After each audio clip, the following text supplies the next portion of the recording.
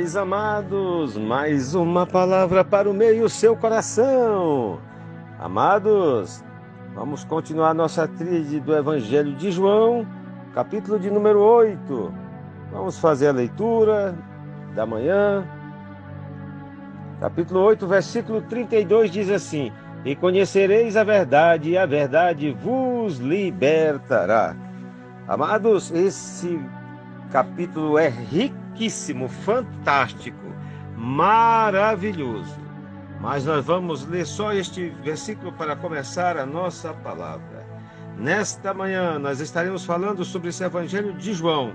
Primeiro, a mulher adúltera. Segundo, Jesus, a luz do mundo. Terceiro, vocês não podem ir para onde eu vou. Quarto, os livres e os escravos. E 5, Jesus e Abraão. Amados, é muito bom, é muito importante nós lermos a palavra do Senhor. Então, com o tempo, abra sua Bíblia e vai lendo devagar, ok? Eu vou estar ministrando agora, não vou estar lendo todos os capítulos, todos os versículos do capítulo, porque ficaria muito grande, mas você nos acompanha, vai ser uma bênção para mim e para você. Amados, a mulher adúltera, do capítulo 8, versículo 1 ao versículo 11.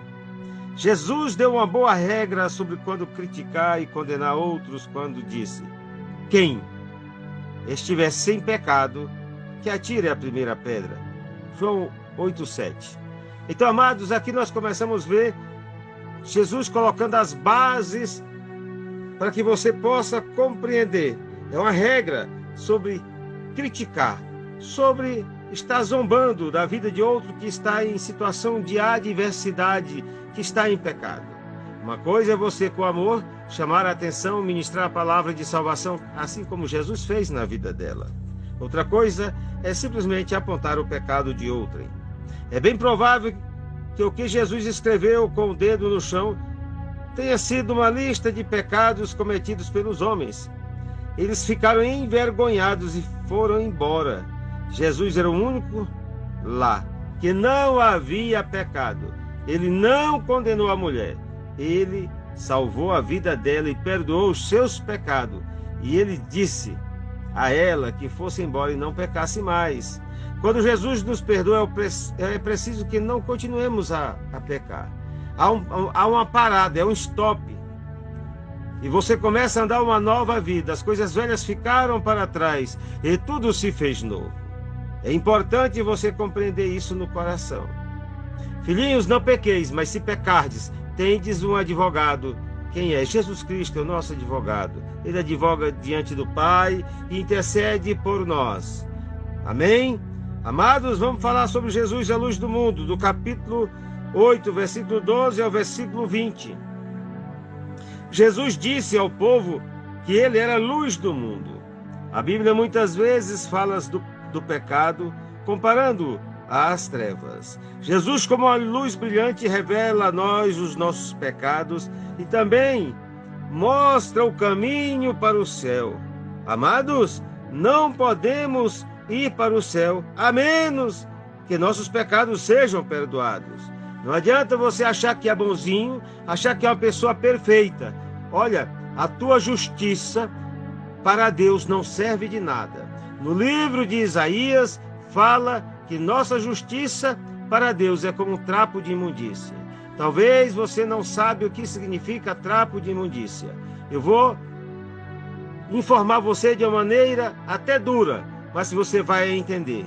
Imagine, olha só, um mods, ok? Um absorvente cheio de sangue.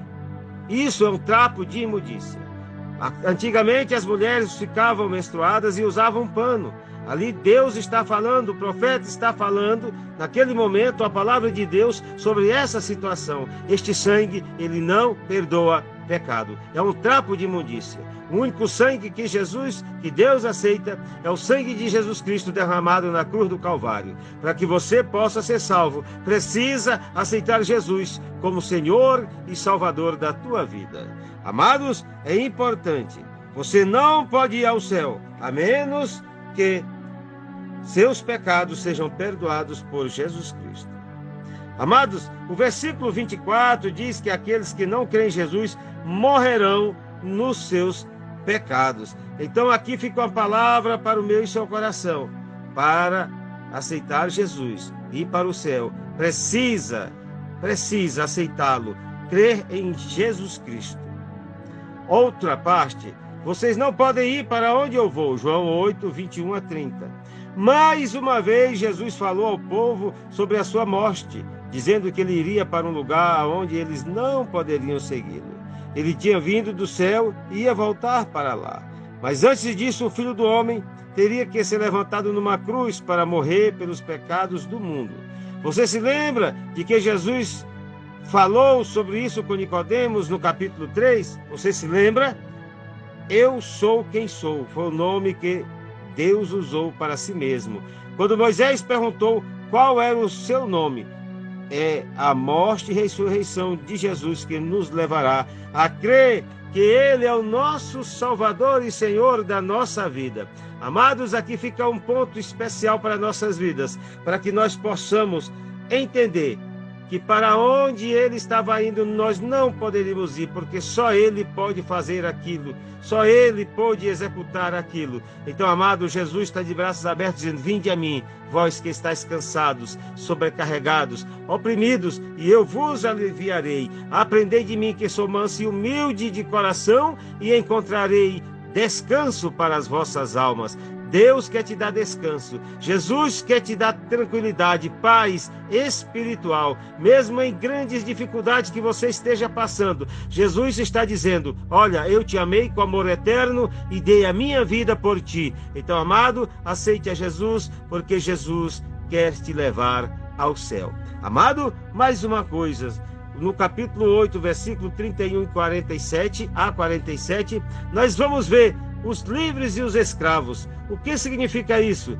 Jesus disse que aquele que peca é escravo do pecado. Preste bem atenção. Se você está vivendo uma vida de pecado, você é escravo do pecado. Quem é aquele que peca desde o princípio e nunca se firmou na verdade? Esse é Satanás, o diabo. Então você tem uma paternidade, você é filho de Satanás. Se você vive no pecado, amando o pecado, vivendo no pecado, tendo prazer no pecado, o seu pai é o diabo e o seu DNA é de Satanás. Ele é o seu próprio pai. Você está entendendo o que eu estou te falando? Então, meu amado, aqui está bem claro: os filhos do pecado.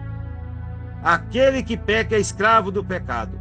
Um homem pecador não consegue parar de pecar, mesmo quando assim o deseja. Muitos já confessaram que não sabem o que fazem. Por que fazem as coisas que fazem? Eles não sabem, mas parece que não podem deixar de fazê-la.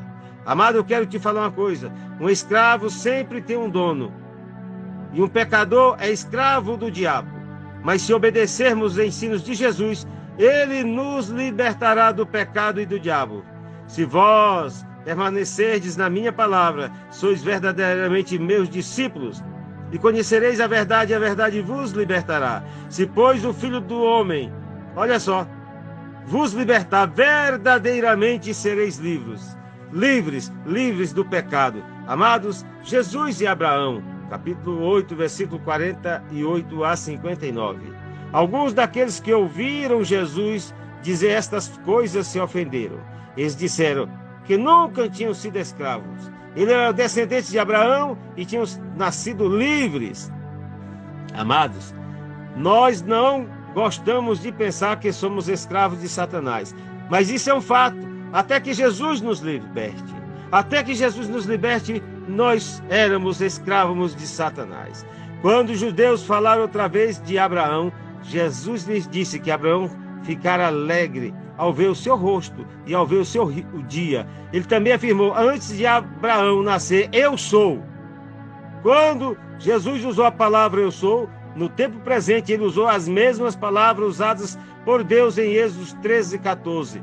Disse Deus a Moisés: eu sou o que sou. Disse mais: assim dirás aos filhos de Israel: eu sou, me enviou a vós. As palavras de Jesus enfureceram tanto alguns dos líderes que eles tentaram apedrejá-lo, mas Jesus saiu do templo a salvo, porque ainda não era chegada a hora determinada por Deus para a sua morte. É verdade que ele veio para morrer pelos nossos pecados, mas não antes da hora marcada por Deus. Então, amados, aqui fica uma palavra para mim e para você. Precisamos a cada dia buscar no Senhor a graça de Deus, a presença de Deus, o amor de Deus, viver para Deus e sentir a presença do Senhor. Eu quero te falar uma coisa sobre as declarações eu sou no Evangelho de João.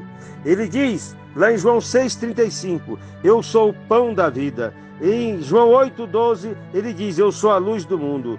Em João 10,7, ele diz, eu sou a porta das ovelhas. Em João 10,11,14, diz, eu sou o bom pastor. Em João 11,25, ele diz, eu sou a ressurreição e a vida. Em João 14,6, ele diz, eu sou o caminho, a verdade e a vida. Em João 15:1-5, ele diz, eu sou a videira. Em João 18:37, ele diz, eu sou rei. Amados, aqui nós entendemos uma coisa, Jesus, ele está te chamando a cada dia para que tu possa compreender que ele precisa, a cada dia, que você tome a posição.